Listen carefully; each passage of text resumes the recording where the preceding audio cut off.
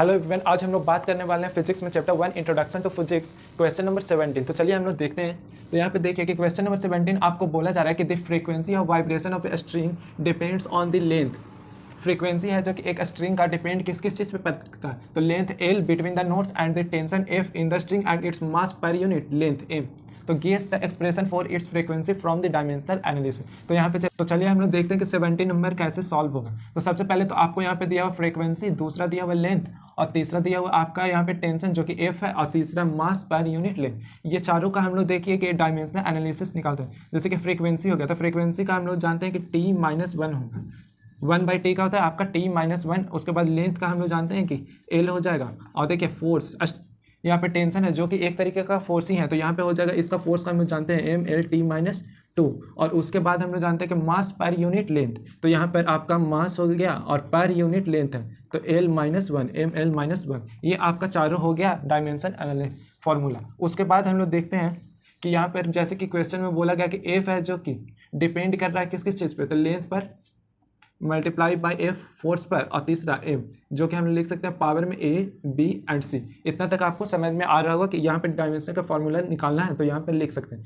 उसके बाद देखिए कि एफ का हम लोग किस तरीके से करेंगे, तो एफ की जगह पे हम लोग लिख सकते हैं यहाँ पर टी का पावर -1, इधर हो गया डायमेंशन। उसी के साथ इधर एल का पावर ए है, तो एल का पावर ए है तो एल का एल यहाँ पे पावर में ए। उसके बाद ए फोर्स में हम लोग क्या लिख सकते हैं, तो फोर्स में हम लोग जानते हैं कि mlt-2, यहाँ पे पावर में b, और यहाँ पर मास पर यूनिट लें तो ml-1 का पावर c। अब यहाँ पे और इसको ब्रेक करेंगे, t का पावर -1 इधर, l का power a multiply by m का पावर b, l का पावर b और t का पावर -2b। उसी के साथ यहाँ पे कर सकते हैं m का पावर c, l का पावर -c। अब इसको हम लोग साथ में अरेंज करेंगे कि t का पावर -1, यहाँ पे देखिए सबसे पहले हम लोग यहाँ पर अरेंज कर सकते हैं एम को या फिर एल को, जो आपको पसंद।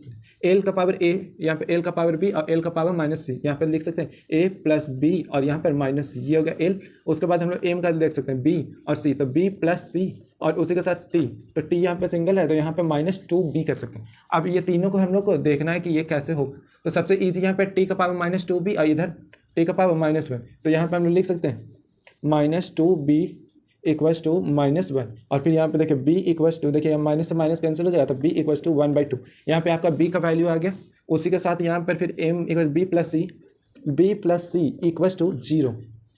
m का है, ये आपका t का हुआ, ये आपका m का हुआ, तो b plus C equals to 0। b का वैल्यू हम लोग जानते हैं 1/2, तो यहाँ लिख सकते हैं 1/2 प्लस सी इक्वल्स टू 0, तो c इक्वल्स टू -1/2।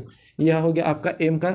उसी का सम का हम लोग देख लिया। उसके बाद हम लोग यहाँ पर l का देखने वाले हैं, तो यहाँ पे हो गया a plus B minus C equals to 0। यहाँ पे देखिए a का वैल्यू तो हम लोग नहीं जानते, लेकिन b का वैल्यू यहाँ पे हम लोग जानते हैं कि 1/2 होगा, तो 1/2 और फिर यहाँ पे -c है, तो यहाँ पे देखिए c का वैल्यू -1/2 है, तो यहाँ पे हम लोग यहाँ पे -1/2 इक्वल्स टू 0 कर सकते हैं। फिर a प्लस 1/2 माइनस हो जाता है आपका प्लस 1/2 इक्वल्स टू 0।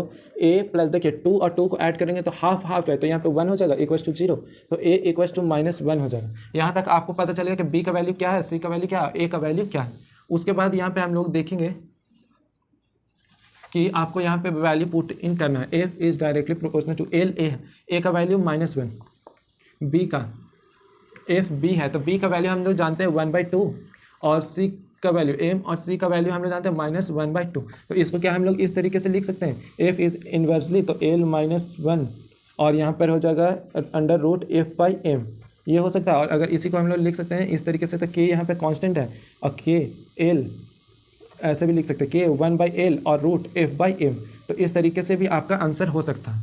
तो हम लोग देख लिए कि ये आपका फॉर्मूला होगा, f is equals to k, यहाँ पे कांस्टेंट है 1/l √f/m, जो कि आपका फाइनल वैल्यू होगा। तो आज हम लोग क्वेश्चन नंबर 17 देख लिए। आज के लिए इतना, मिलता है नेक्स्ट वीडियो में। Thank you.